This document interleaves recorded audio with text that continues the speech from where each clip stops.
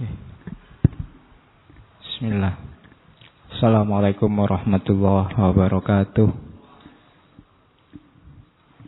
Bismillahirrahmanirrahim.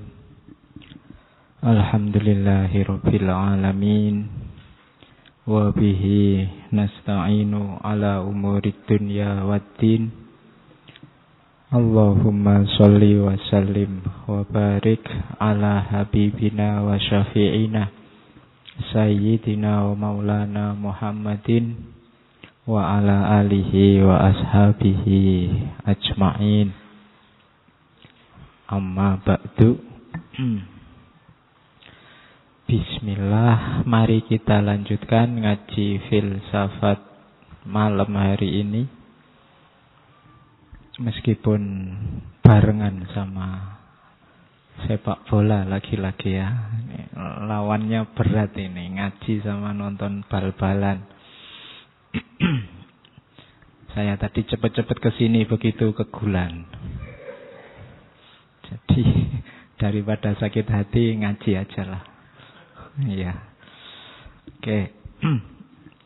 Nanti malam ini kita ketemu Roland Barthes dari Perancis.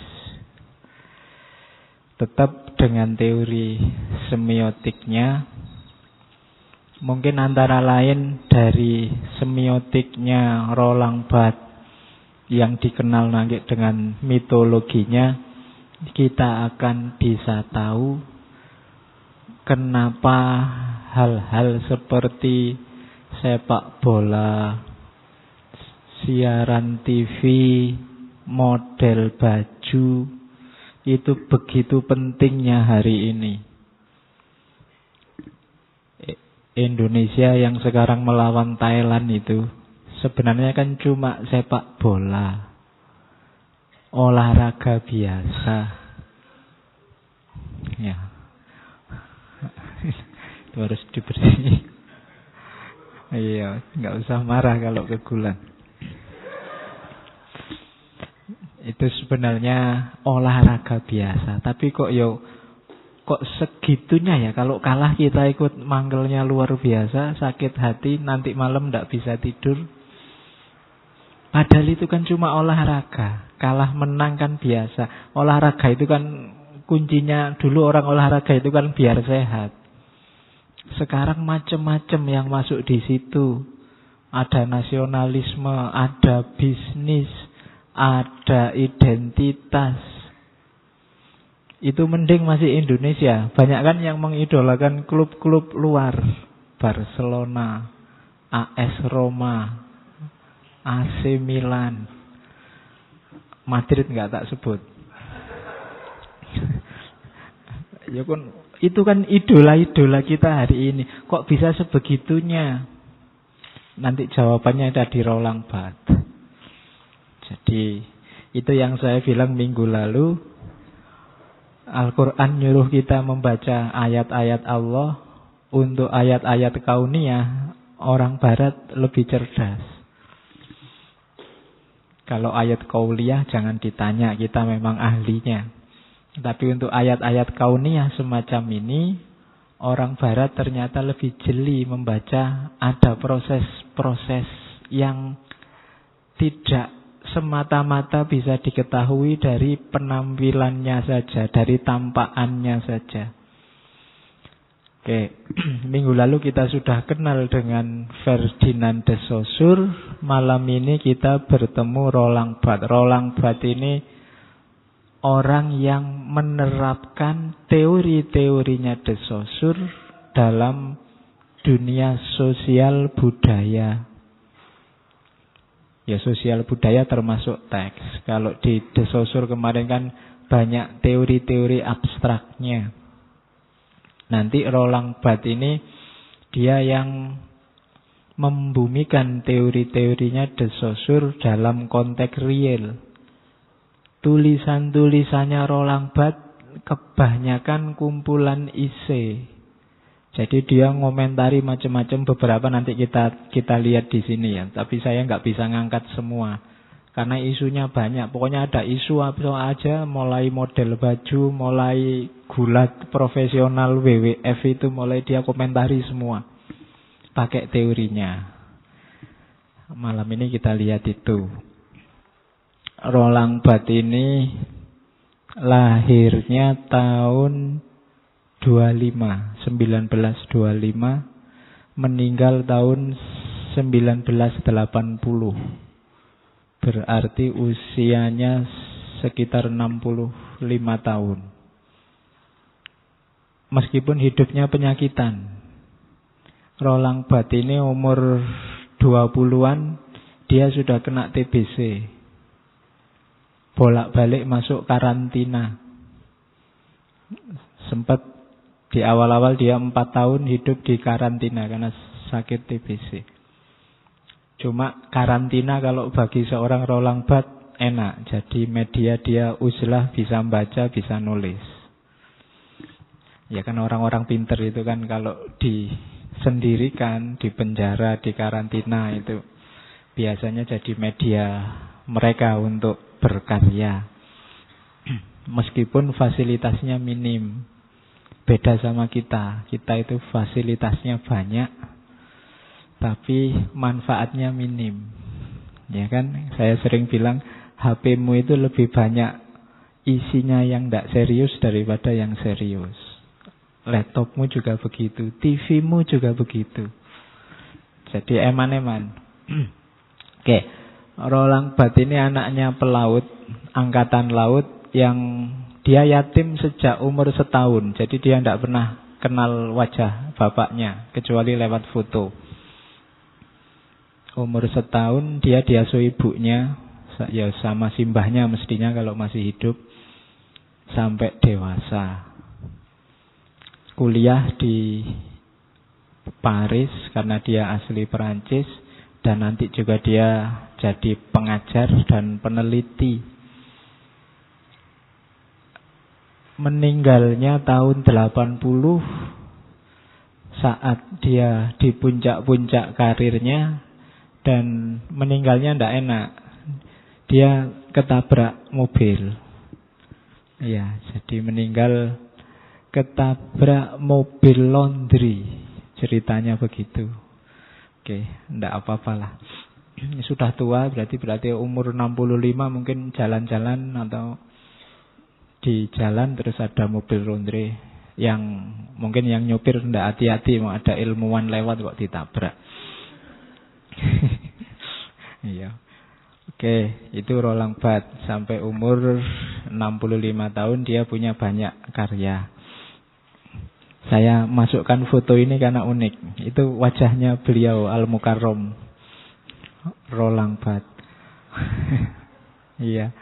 Jadi saya tidak tahu dia itu kena TBC, tapi kok ya di banyak foto dia itu ngerokok. Ya. Pikiran-pikirannya silahkan ditiru, ngerokoknya kalau belum terlanjur jangan. Kalau sudah terlanjur urusanmu. Kalau jangan sampai kena TBC kayak Roland Barthes. Meskipun meninggalnya bukan karena TBC-nya. Ya. Oke. Dan merokok kena TBC umurnya juga panjang sampai 65. Cuma ndak usah kamu pakai analogi ini ya. Roland Barthes aja ngerokok sampai 65. Katanya siapa umurnya jadi pendek. Atau ada yang analogi jangan ngerokok nanti ketabrak mobil laundry. Ndak. Ya. Analogi ini saya ngacu nih. Kita banyak pakai logika-logika kayak gini hari ini. Saya sering baca berita-berita online itu, banyak sekali mereka menggiring logika kita dengan silogisme lucu kayak tadi. Kalau kalian jeli pasti bisa nemu. Dan banyak hari ini itu. Sesuai kepentingan yang punya media biasanya. Kita ditipu dengan asumsi-asumsi yang menjebak. Sehingga dia tidak ngomong, tapi kita menyimpulkan sendiri ke situ. Ya kayak tadi, jangan ngerokok biar nggak ketabrak mobil laundry.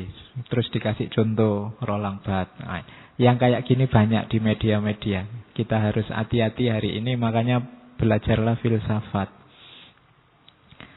biar tidak ketipu. Oke. Suara saya hari ini agak enak karena saya baru pilek. Jadi agak gerok, suaranya agak berat. Biasanya cempreng.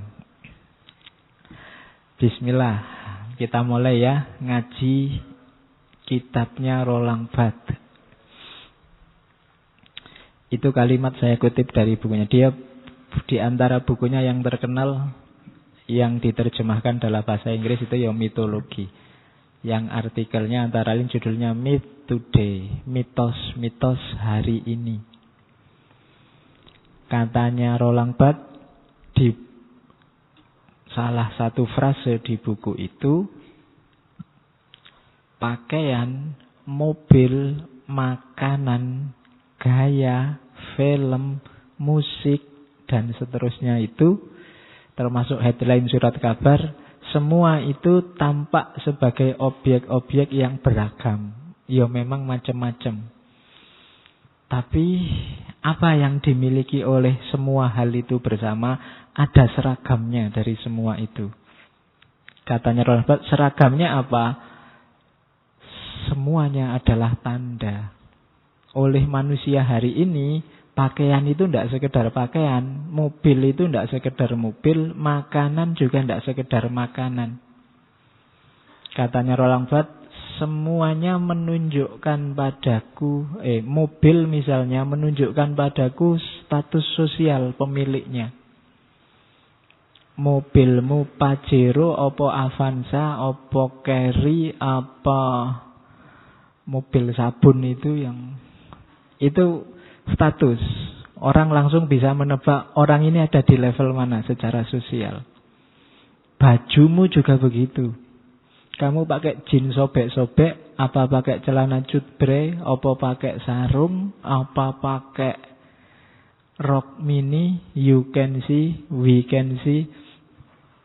Kalau you can see kan kurang, kalau we can see kan banyak orang yang bisa lihat. Itu status. Kalau kalian jalan-jalan di mall, coba perhatikan gaya bajunya orang-orang yang berkeliaran di mall. Itu menunjukkan status. Kalau orang kampung biasanya ya di mall kayak kondangan. Mungkin ibu-ibu kita mbok ajak jalan-jalan di mall pakai kebaya, pakai kerudung, kayak mau kondangan. Tapi nanti ada ABG-ABG yang pakai baju tipis-tipis itu, padahal AC-nya dingin, kamu aja pakai jaket, dia pakai singlet, pakai. Nah, itu status. Kalian melihatnya kan juga tidak sekedar melihat bahwa ada cewek cakep pakai baju you can see, tapi status. Wah, ini kalau aku ndak level ini. Karena levelku itu yang pakai jilbab, pakai endeso-endeso gitu. Nah, kayak gini bukan aku. Kamu langsung bisa ngukur status sosialnya. Jadi baju ndak sekedar baju, mobil ndak sekedar mobil, bahkan minuman juga mungkin juga status. Ada yang sukanya kopi, ada yang suka teh, ada yang air putih saja. Kopi pun tidak sekedar kopi, itu kopi sasetan, apa kopi bikin sendiri, apa kopi. Rokok juga tidak sekedar rokok. Kamu ngelinting sendiri, apa beli, apa minta, apa. Itu mereknya kelihatan, dari mereknya kelihatan. Kalian ngerokok apa, itu status sosialmu apa. Semua hari ini tidak ada yang telanjang bicara dirinya sendiri. Selalu dia sebuah tanda dari apa. Dia menunjukkan statusmu. Dia menunjukkan kira-kira duitmu banyak apa enggak. Dia menunjukkan kira-kira kamu itu ada di level sosial yang mana. Bahkan afiliasi politikmu apa. Hari ini nggak ada yang pakai baju kotak-kotak ya. Berarti tidak ada yang pro Ahok biasa. Nah, kan selalu begitu kamu membacanya. Oh, itu pakai kuning, berarti masih setia sama Golkar. Oh, ada yang pakai hijau. Ada yang pakai biru. Oh, itu mesti pecinta PKB. Orang selalu membaca semacam ini. Jadi katanya Roland Barthes, sekarang dunia manusia itu tidak bisa dibaca apa adanya. Semuanya menyimpulkan sesuatu. Itu nanti yang dikenal karena memang manusia itu homo symbolikum. Ya, homo itu bukan homo kayak makhluk yang selalu bermain-main dengan simbol. Jadi apa-apa itu sifatnya simbolik.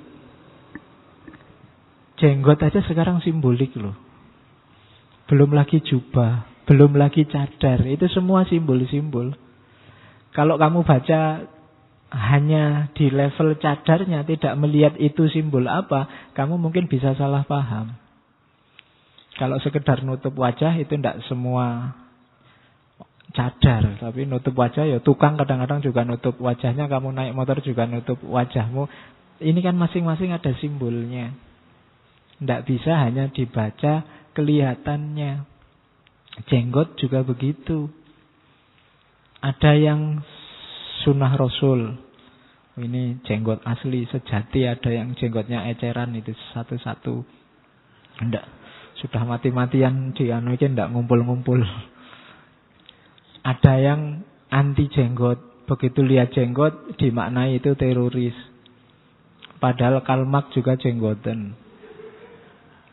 Karl Marx itu kan jenggotnya tebel. Kok enggak kamu sebut teroris? Dia ateis padahal. Tapi ya jenggot. Itu kan simbol. Kalau di Eropa zaman dulu, orang ganteng, gagah itu simbolnya jenggot. Coba lihat bintang film lama itu. Rata-rata jenggotan. Jarang yang klimis kayak gini. Apalagi di Timur Tengah. Di Timur Tengah itu, laki-laki itu cirinya ya bulunya ada.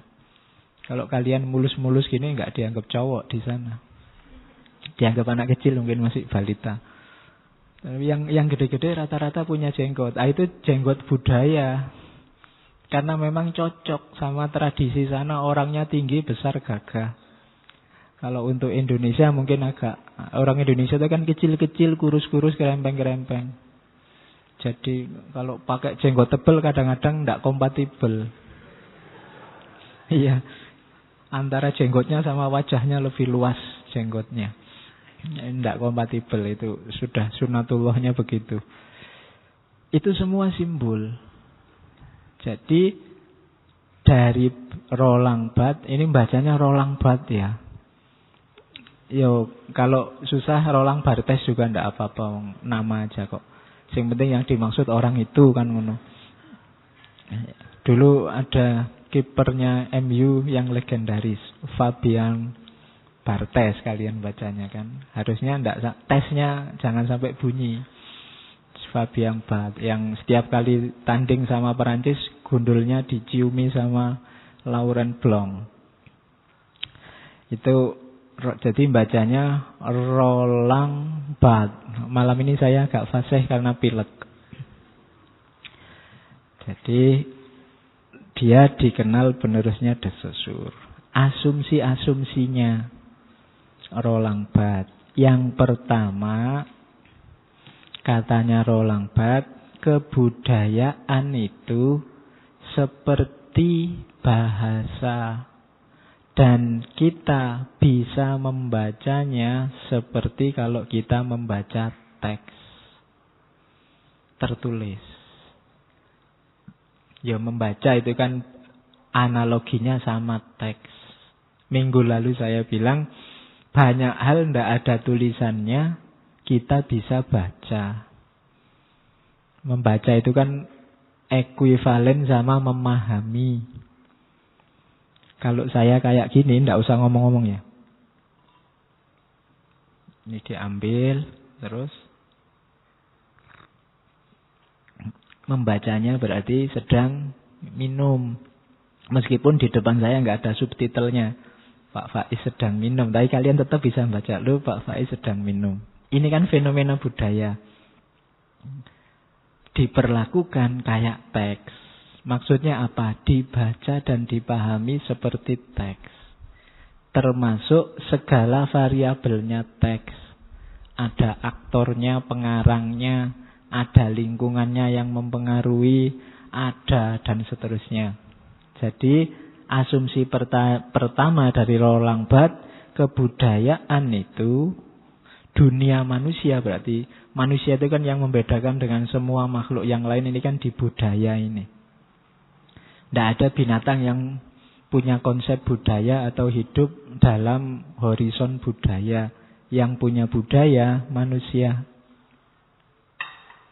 Budaya itu kan cipta, rasa, karsa. Binatang tidak punya cipta, dia tidak kreatif, tidak bisa menciptakan apa-apa. Dia hidup dasarnya cuma insting. Karsa apalagi.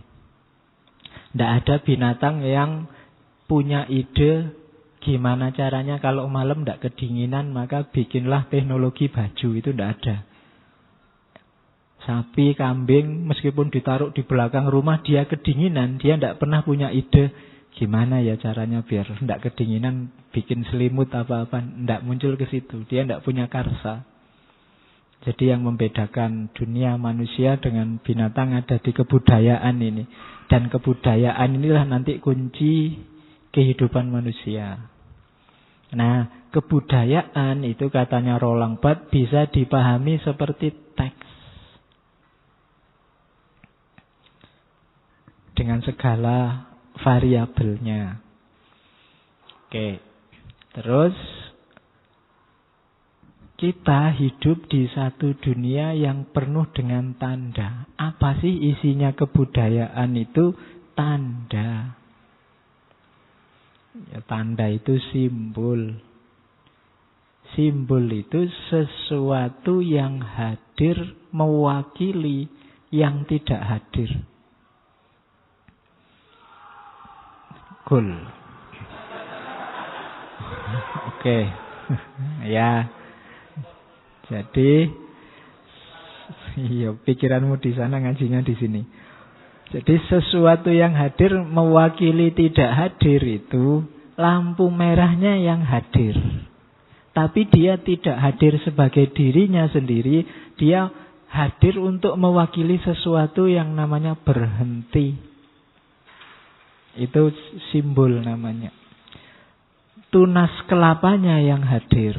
Cuma dia tidak sebagai kelapa yang masih kecil, tapi dia hadir sebagai simbol, apa ya maksudnya tunas kelapa itu? Kemudaan, keremajaan, bibit unggul.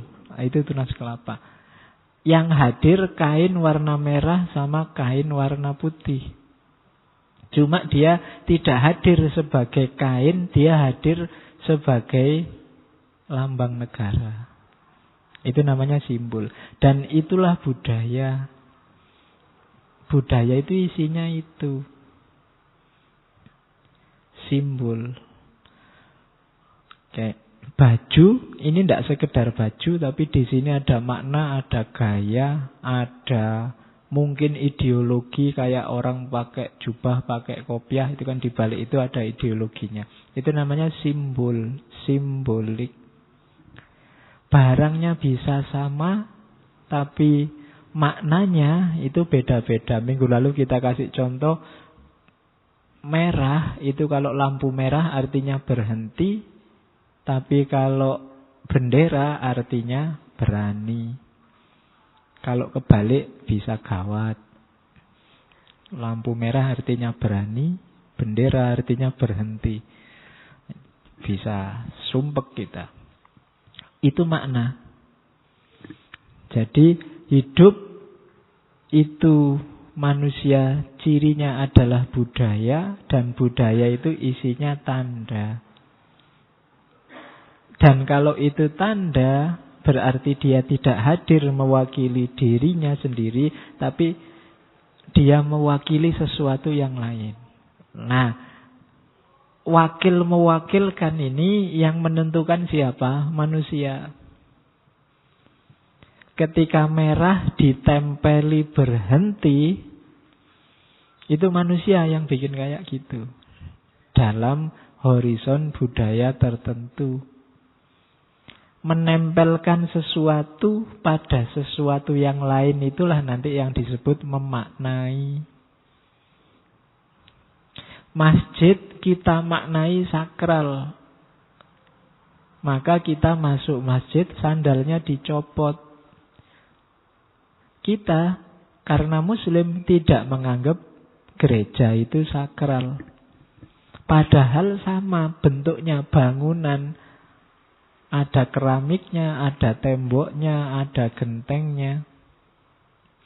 Bangunannya sama, keramiknya sama. Tapi masjid kita maknai sakral, gereja tidak sakral, kampus itu sakral enggak? Enggak ya. Ya dianggap sakral ya apa-apa lah. Jadi ini dari kita, tidak di bendanya. Makanya dalam sejarah mungkin ada gereja dihancurkan jadi masjid dulu, atau mungkin ada masjid dihancurkan jadi gereja, dialih fungsikan. Itu ganti makna. Nah, nanti proses ngasih makna ini ada bentuk ekstrimnya, ada bentuk ideologisnya, namanya mitos. Ada bentuk naratifnya, namanya mitos. Malam ini kita belajar ini, mitos. Jadi ada budaya, yang budaya ini bisa dibaca kayak teks, yang isinya budaya ini tanda-tanda. Karena dia tanda-tanda berarti dia mewakili yang lain. Itulah nanti yang disebut makna. Dan makna ini nanti pada gilirannya ada bentuk ekstrimnya, namanya mitos. Bentuk naratifnya, bentuk ideologisnya. Dari situ nanti Roland Barthes menyimpulkan, bolak-balik gula. Kita hidup di dunia mitologis. Tidak cuma dulu, sekarang juga. Hanya ganti mitos saja. Kalau dulu mungkin mitosnya Nyai Roro Kidul,